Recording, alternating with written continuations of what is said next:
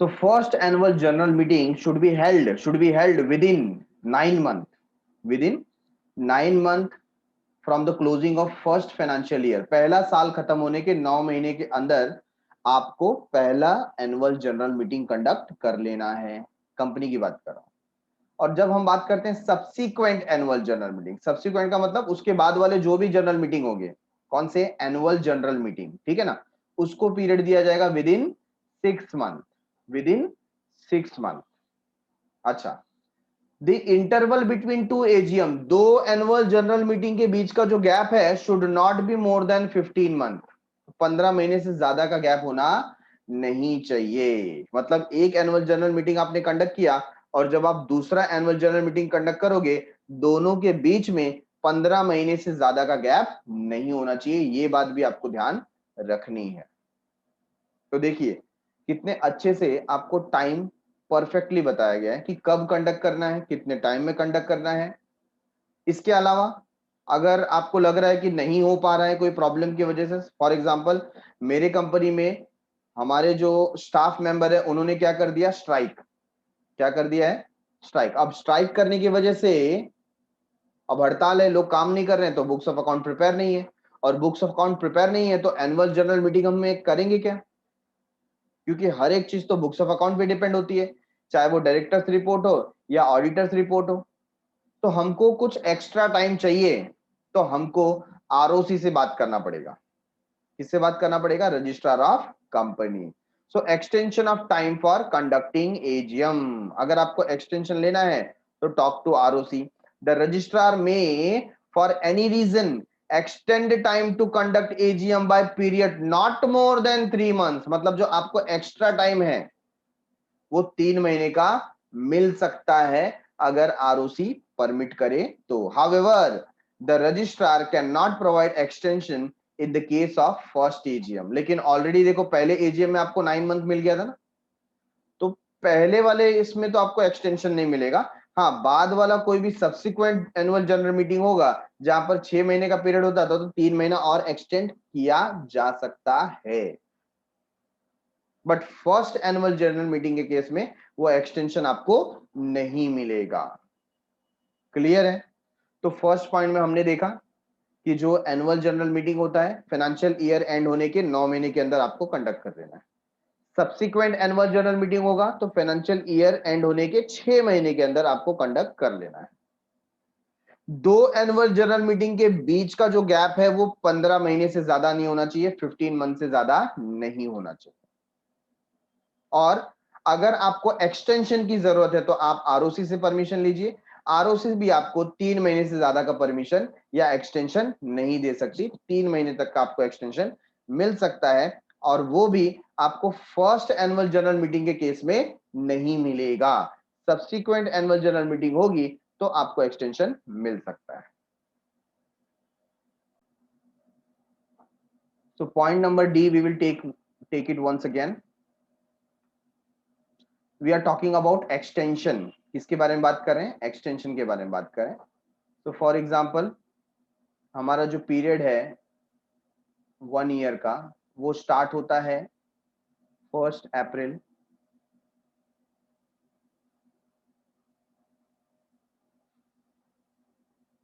2019 को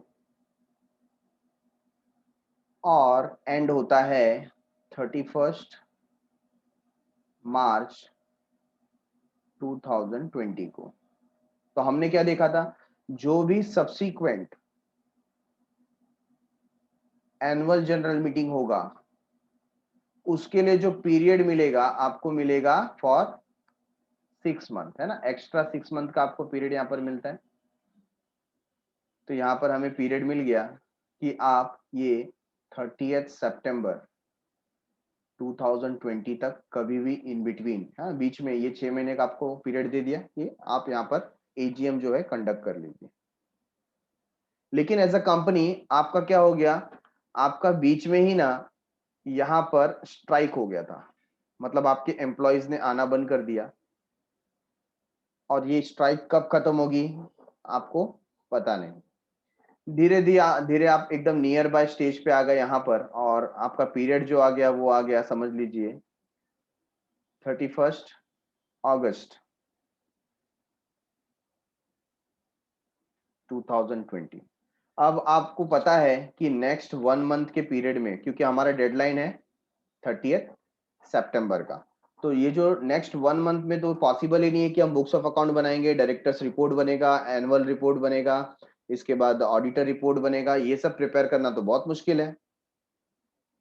तो आपको पता है कि किसी भी सूरत हाल में हम इस डेडलाइन तक एजीएम कंडक्ट नहीं कर पाएंगे। तो आपको किसके पास जाना पड़ेगा? आपको जाना पड़ेगा आरओसी के पास, रजिस्टर ऑफ कंपनी। आप बोलेंगे माई बाप, हम ये हमारी जो आपने डेडलाइन दी हुई थी ना 6 महीने की, उसमें हमारा एजीएम तो नहीं हो पाएगा, सॉरी, क्या करें, आप हमें कुछ एक्स्ट्रा पीरियड दीजिए। तो ROC may grant you extra 3 months, extra 3 months they सकते हैं कि ठीक है चलो आप 31 तक, दिसंबर तक तो काम करो, ठीक है, यहां तक आपको मैं एक्सटेंशन देता हूं, आप इस बीच में अपना एजीएम कंडक्ट कर लो। लेकिन ये किसके बारे में बताया? सब्सिक्वेंट एनुअल जनरल मीटिंग के। फर्स्ट एनुअल जनरल मीटिंग होगा तो ऑलरेडी उसमें 9 मंथ का पीरियड दिया रहता है, उसमें और कितना एक्सटेंशन दे सकते हैं? नहीं दे सकते, ठीक है। तो ये सिर्फ सब्सिक्वेंट एनुअल जनरल मीटिंग के लिए एक्सटेंड किया गया है। Now talking about last line, 1 person company is exempted from provision of AGM. हमने देखिए टाइप्स ऑफ कंपनी में देखा था, public company, private company and 1 person company. जहां पर 1 पर्सन कंपनी है मतलब ऐसी कंपनी जहां पर एक ही पर्सन मेंबर है, तो क्या ये प्रोविजंस उसके ऊपर लागू होंगे? नहीं होंगे। क्यों? उसको मीटिंग करने की क्या जरूरत है, अकेला ही तो बैठा है कि नहीं? तो उसके ऊपर ये सब एनुअल जनरल मीटिंग का कोई भी क्लॉज लागू होता नहीं है।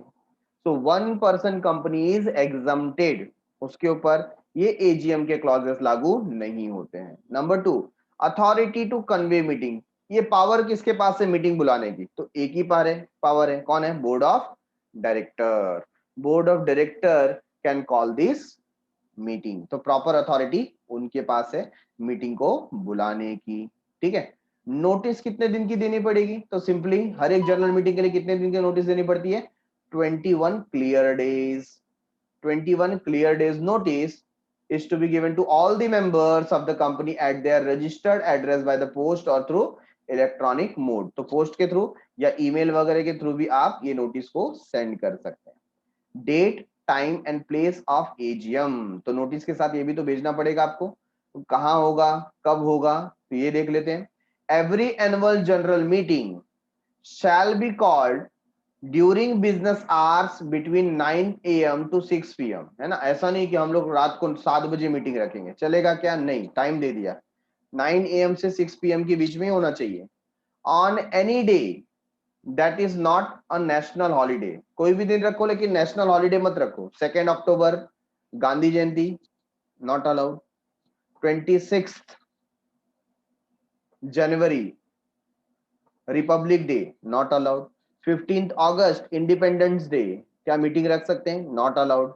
वोटिंग का दिन होगा उस दिन भी नेशनल हॉलीडे डिक्लेयर हो जाता है, उस दिन भी नॉट अलाउड, हाँ या ना?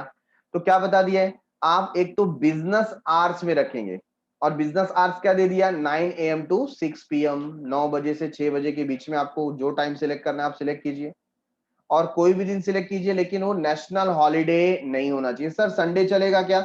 हाँ संडे रखो, संडे नेशनल हॉलीडे नहीं होता, ठीक है। And shall be held either at the registered office, या तो आप उसको रजिस्टर्ड ऑफिस, आपका जो रजिस्टर्ड ऑफिस है वहां रखिए ऑफ द कंपनी, और at some other place within the city और village in which the registered office of the company is situated. या तो आप रजिस्टर्ड ऑफिस में रखिए, या आपका रजिस्टर्ड ऑफिस जिस शहर या गांव में है उस गांव के अंदर ही होना चाहिए, उस शहर के अंदर ही आपकी मीटिंग होनी चाहिए। सेपरेट हॉल बुक करना है वो कर सकते हो, लेकिन उस शहर से बाहर मत जाओ, उस गांव से बाहर मत जाओ, ठीक है। तो हमको मालूम पड़ गया day, time and place. Day कौन सा day? Any day which is not a national holiday. Time कौन सा time? Business hours between 9 AM to 6 PM। और प्लेस कौन सा प्लेस? या तो रजिस्टर्ड ऑफिस होना चाहिए, या तो रजिस्टर्ड ऑफिस जिस सिटी या विलेज में है उस विलेज के अंदर ही होना चाहिए। देखिए नेशनल हॉलीडे को यहां पर एक्सप्लोर किया गया है। National holiday means and include a day declared as national holiday by the central government. अगर सेंट्रल गवर्नमेंट ने भी कोई डे को नेशनल हॉलीडे डिक्लेयर कर दिया तो उस दिन भी आप एजीएम रख सकते नहीं है, ठीक है। कोरम क्या होना चाहिए? कोरम हमें पता है, minimum number of member required to be present at the meeting is known as quorum. So quorum कितना होना चाहिए? अगर हमारी कंपनी पब्लिक कंपनी है, कौन सी कंपनी है? Public company. तो पब्लिक कंपनी का कोरम जो हमने पहले देखा था कि अगर 1000 मेंबर से कम है तो 5 मेंबर आए तो आप मीटिंग स्टार्ट कर सकते हैं, कंडक्ट कर सकते हैं। अगर आपके मेंबर 1000 से 5000 के बीच में है तो कम से कम 15 मेंबर्स का कोरम होना चाहिए। अगर आपके मेंबर 5000 को क्रॉस करते हैं टोटल नंबर ऑफ मेंबर्स, तो कम से कम 30 मेंबर्स आ जाए, प्रेजेंट हो जाए, तो आप मीटिंग को स्टार्ट कर सकते हैं। फॉर अ प्राइवेट कंपनी, अगर प्राइवेट कंपनी है तो क्या कोरम की जरूरत है? Minimum 2 members should be personally present. 2 काफी है। कितने? 2। 2 मेंबर्स आर पर्सनली प्रेजेंट। 2 काफी है, 2 आ गए तो आप मीटिंग स्टार्ट कर सकते हैं, क्योंकि कंपनी कौन सी है? प्राइवेट कंपनी है। क्या मीटिंग को एडजर्न किया जा सकता है? Annual general meeting is adjourn in absence of quorum. अगर कोरम नहीं आए, सपोज आपके यहां पर ये स्लैब में मेंबर्स है ना, टोटल नंबर ऑफ मेंबर 4000 है, तो कितने मेंबर आने चाहिए थे? 15 आने चाहिए, तो ही मीटिंग स्टार्ट कर सकते हो। लेकिन अभी तक मेंबर 10 ही आए, तो क्या करें? आप थोड़ा टाइम 15-20 मिनट, आधा घंटा वेट करोगे। अगर नहीं आए, कोरम पूरा नहीं हुआ, तो आप उसको एडजर्न कर दोगे। एडजर्न करने का मतलब क्या है? It is held on the same day, time and place in the next week. For example, अगर आज के दिन हमने मीटिंग रखा था, तो आज कौन सा डे है? टुडे इज वेडनेसडे, ठीक है। तो नेक्स्ट वीक में वेडनेसडे को हम सेम मीटिंग फिर से ऑर्गेनाइज करेंगे। ये मीटिंग कोरम के एब्सेंस में कंडक्ट नहीं हो पाएगी, कैंसिल हो जाएगी। So quorum is that much important. तो कोरम प्रेजेंट नहीं है, आप मीटिंग कन्वे नहीं कर सकते। फिर भी आपने जबरदस्ती कन्वे किया, नहीं नहीं सर सबका टाइम बिगड़ेगा, 10 लोग आए तो मीटिंग तो कर ही डालते हैं ना, डिसीजन तो पास ही कर देते हैं ना, तो करो ना। बाद में क्या हो जाएगा? इनवैलिड हो जाएगा। किसी मेंबर ने बोल दिया कि भाई कोरम प्रेजेंट नहीं थे, ये सब डिस्कशन इनवैलिड है, तो आप भले डिस्कस करते बैठो, डिसीजन पास कर दो, रेजोल्यूशन पास कर दो, लेकिन वो सब क्या हो जाएगा? इनवैलिड हो जाएगा। तो लीगल मीटिंग कब कंडक्ट होगी? जब कोरम प्रेजेंट होगा तब, ठीक है। तो कोरम नहीं है तो you can adjourn the meeting for the same day, time, place in the next week. देखिए अगर मीटिंग आप कंडक्ट करने में अक्षम रहे, नहीं कर पाए, तो क्या होगा? जिसे हम कहते हैं डिफॉल्ट, गलती हो गई भाई, आपने जो पीरियड दिया था उसमें मीटिंग तो नहीं हो पाई। If annual general meeting is not held as per the provision of the act और instruction of the central government, act जैसा बोल रहा है, सेंट्रल गवर्नमेंट जैसा बोल रहा है, वैसा आपने मीटिंग नहीं किया, it is called as default in holding AGM. आपने डिफॉल्ट किया है, गलती की है, गुनाह किया है। The company and every officer of the company who is in default, company को भी और कंपनी के हर एक ऑफिसर को जो इस डिफॉल्ट में, जो इस गुनाह में लिप्त है, आर पनिशेबल विथ फाइन, उनसे फाइन वसूल किया जाएगा। Fine may be up to 1 lakh rupees, और in the case of continuing default with further fine which may extend up to 5000 rupees per day. तो 1 लाख रुपए का फाइन कंपनी से और ऑफिसर से वसूल किया जाएगा। ये पर ऑफिसर की बात हो रही है, ठीक है ना। और उसके बाद और जितना डिले होगा, हर दिन का 5000 रुपए भी वसूल किया जाएगा अलग से। मतलब आपका जो स्टिपुलेटेड टाइम था उससे आपने 20 दिन का लेट कर दिया, तो 20 डेज इंटू 5000 रुपीज हर एक ऑफिसर को पे करना पड़ेगा। सोचिए कितना स्ट्रिक्ट प्रोविजन रखा हुआ है। तो ये आप देखेंगे कि इतना हैवी फाइन और पेनल्टी रखा हुआ है, तो हर एक ऑफिसर सजग रहेगा कि मुझको किसी भी हालत में स्टिपुलेटेड टाइम के पहले ही एजीएम कंडक्ट कर लेना, नहीं तो इतना फाइन कौन भरेगा। ये बात समझ में आ रही है? तो फिर से एक बार सुनिए कि जो सेंट्रल गवर्नमेंट ने या तो जो एक्ट ने इंस्ट्रक्शन दिया है उसके मुताबिक अगर आप एजीएम कंडक्ट नहीं कर पाए, ठीक है ना, तो हर एक ऑफिसर जो इसके अंदर लिप्त था, जिसकी वजह से ये डिले हुआ है, और कंपनी उनको 1 लाख रुपए तक का फाइन लगाया जा सकता है। और उस डेट से जितना डिले हुआ है, हर दिन का 5,000 रुपए का फाइन हर ऑफिसर को पे करना पड़ेगा। ठीक है, तो ये था एनुअल जनरल मीटिंग के बारे में पूरा का पूरा इंफॉर्मेशन, लीगल प्रोविजन। नाउ कुछ ऐसा ही डिस्कशन हम एक्स्ट्रा ऑर्डिनरी जनरल मीटिंग के लिए रखते हैं, जो सेक्शन 100 में डिफाइन होता है। अब हम पढ़ने जा रहे हैं extraordinary general meeting. The meeting which is held to discuss and decide special और अर्जेंट मैटर। देखिए यहां पर जब हम एक्स्ट्रा ऑर्डिनरी जनरल मीटिंग की बात कर रहे हैं, तो इसमें ऐसे मैटर से जिसके लिए हम नेक्स्ट एजीएम तक वेट नहीं कर सकते, तो स्पेशल और अर्जेंट मैटर को ही हमको डिस्कस करना है। जिस मीटिंग में हम डिस्कस करेंगे उसे कहते हैं extraordinary general meeting. Such special matters which are transacted in EOGM are called special business. तो उनको उनका क्या नाम दिया गया? Special business. ठीक है, so this meeting is convened between two annual general meeting. दो एनुअल जनरल मीटिंग के बीच में कभी भी ये मीटिंग रखी जा सकती है। इसका पर्पस क्या है? Extraordinary general meeting of the shareholder is held to take immediate decision on some important issue. क्या इंपॉर्टेंट इशू हो सकता है? पहला, alteration in memorandum of association. आपको अपने मेमोरेंडम में चेंज करना है, ऑल्टरेशन करना है, मॉडिफिकेशन करना है। तो ये हो गया point number 1। Point number 2, alteration in article of association. तो ये दो तो एकदम ही क्लियर है। मेमोरेंडम एंड आर्टिकल में अगर जो चेंज करना है तो उसे हम कहते हैं स्पेशल बिजनेस, स्पेशल बिजनेस। ठीक है, नेक्स्ट है removal of director before his term. अब क्या हो रहा है? किसी डायरेक्टर का टर्म एक्सपायरी नहीं हुआ है, लेकिन हमको उसको निकालना है। भाई कोई रीजन होगा ना, कोई फ्रॉड किया होगा, कोई गलती की होगी, तो हमको उस डायरेक्टर को निकालना है, तो उसको अर्जेंट डिसीजन हमको लेना पड़ेगा। तो ये स्पेशल बिजनेस में हम डिस्कस कर सकते हैं ईओजीएम में, extra ordinary general meeting. Removal of auditor before his expiry term, मतलब ऐसा ऑडिटर के साथ भी किया जा सकता है। अगर हमें लगता है ऑडिटर प्रॉपर नहीं है, बुक्स ऑफ अकाउंट की चेकिंग प्रॉपर नहीं कर रहा है, या कोई फ्रॉडुलेंट एक्टिविटी में इन्वॉल्व हो गया, या उसका मोरल ठीक नहीं है, तो ऐसे केस में हम उसको इन बिटवीन रिमूव करने के लिए एक्स्ट्रा ऑर्डिनरी जनरल मीटिंग बुला सकते हैं। Number 5, voluntary winding of the company. Company को स्वेच्छा से बंद करने के लिए। क्यों? हो सकता है कंपनी कई साल से लॉस में चल रही हो, तो सब शेयर होल्डर ने मिलकर डिसाइड किया कि कंपनी को अब बंद कर दिया जाए। तो वॉलेंटरी वाइंड अप करने के लिए अगर आपको डिसीजन लेना है, उसके लिए भी एक्स्ट्रा ऑर्डिनरी जनरल मीटिंग बुलाई जा सकती है। ये कुछ ऐसे स्पेशल बिजनेस है जिसके लिए आप नेक्स्ट एनुअल जनरल मीटिंग तक वेट नहीं कर सकते। तो ये 2 पॉइंट तो बहुत ही इजी है। पहला मेमोरेंडम में चेंज, दूसरा आर्टिकल में चेंज। डायरेक्टर को रिमूव करना है समय से पहले, ऑडिटर को रिमूव करना है समय से पहले, या कंपनी को बंद करने का डिसीजन लेना है, ऐसे स्पेशल बिजनेस के लिए एक्स्ट्रा ऑर्डिनरी जनरल मीटिंग बुलाई जा सकती है। इसके लीगल प्रोविजन क्या है? तो इसमें भी अथॉरिटी कौन है? Board of director. जैसा एजीएम में था वैसा ही है कि इसे कौन बुला सकता है?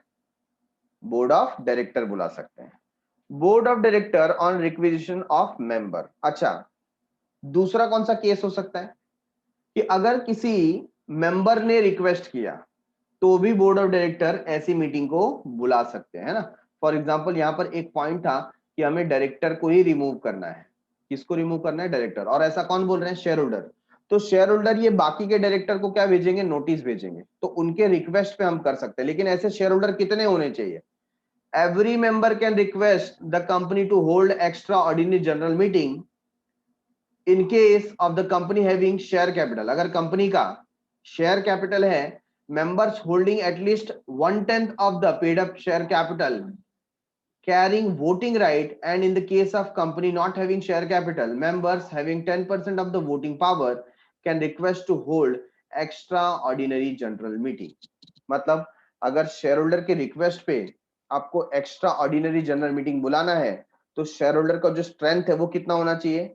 तो अगर शेयर कैपिटल है, तो टोटल शेयर कैपिटल का 1/10 of the paid up share capital, इतना जिसके पास शेयर्स है, इतने शेयर होल्डर मिलकर के क्या कर सकते हैं? एक्स्ट्रा ऑर्डिनरी जनरल मीटिंग बुला सकते हैं। ठीक है, दूसरी बात, अगर शेयर कैपिटल नहीं है, तो इतने शेयर होल्डर जिसने पूरे कैपिटल का 10% लगाया हुआ है बिजनेस में, ठीक है ना। ऐसे शेयर होल्डर मिलकर के एक्स्ट्रा ऑर्डिनरी जनरल मीटिंग बुला सकते हैं। The board must held EOGM within 45 days of the date of receipt of the request from the member। तो रिक्विजिशन, मेंबर के पास से जो रिक्विजिशन मिल रहा है, रिक्विजिशन का मतलब रिक्वेस्ट मिल रहा है, जिस दिन रिक्वेस्ट मिला उसके 45 डेज के अंदर EOGM कंडक्ट कर लेना चाहिए बोर्ड के द्वारा। ठीक है, तो यहां पर दो बातें हमें सीखने को मिलती हैं। अगर कंपनी का शेयर कैपिटल है तो कितने शेयर होल्डर यहां पर रिक्वेस्ट कर सकते हैं? जिनका 1/10 of the paid up share capital है।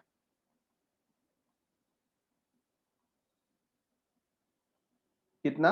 1/10 पेड अप शेयर कैपिटल। ठीक है, दूसरा, जहां पर शेयर नहीं है, शेयर कैपिटल है ही नहीं, लोगों ने गारंटी के थ्रू पैसा लगाया हुआ है, तो यहां पर ऐसे शेयर होल्डर जिनका 10% ऑफ टोटल इन्वेस्टमेंट है। ठीक है ना,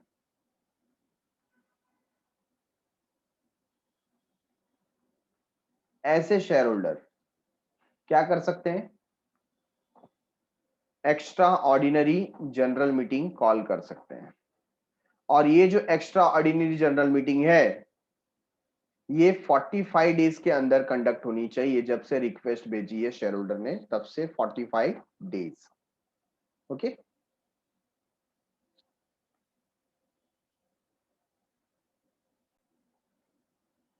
थर्ड आता है इसमें रिक्विजिनिस्ट देमसेल्फ। अब समझिए ऐसी स्थिति हो गई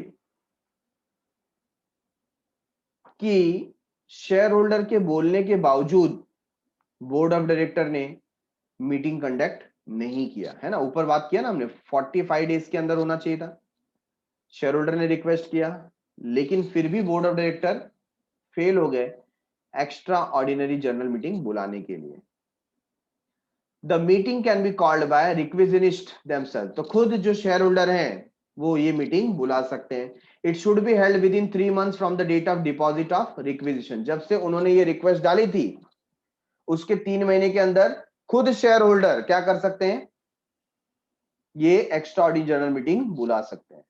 कंपनी शैल पे for all the expenses incurred in holding this extra ordinary general. तो पैसा कौन देगा? पैसा कंपनी भरेगी। ये बात बिल्कुल ही क्लियर है। सबसे पहले तो देखिए, ये meeting extra ordinary general meeting किसको करनी चाहिए थी? ये करनी चाहिए थी बोर्ड को, बोर्ड ऑफ डायरेक्टर को। ठीक है, अच्छा, बोर्ड ऑफ डायरेक्टर के अलावा और कौन कर सकता है? ऐसे शेयर होल्डर जिनका या तो 1/10 है पेड अप शेयर कैपिटल में, या तो 10% है टोटल इन्वेस्टमेंट का, टोटल पेड अप कैपिटल का। ठीक है ना, ऐसे जो शेयर होल्डर है वो क्या करेंगे? वो 45 डेज तक का वेट करेंगे जब से उन्होंने रिक्वेस्ट दिया है। ठीक है, तो सपोज यहां पर उन्होंने रिक्वेस्ट दिया और 45 डेज के भीतर बोर्ड ऑफ डायरेक्टर ने क्या करना चाहिए? उनकी मांगों का सपोर्ट करके एक्स्ट्रा ऑर्डिनरी जनरल मीटिंग रखना चाहिए विद इन 45 डेज। लेकिन 45 डेज हो गए और ऐसा कोई मीटिंग रखा नहीं गया, मतलब कुछ ना कुछ प्रॉब्लम है बोर्ड ऑफ डायरेक्टर के साथ में भी। तो ऐसे केस में ये शेयर होल्डर खुद बोलेंगे कि जब से रिक्वेस्ट दिया है वहां से 3 months के अंदर, विद इन 3 months हम खुद क्या कर देंगे? मीटिंग रख देंगे। और इसका पैसा कौन देगा? इसका पैसा कंपनी पे करेगी ये मीटिंग का।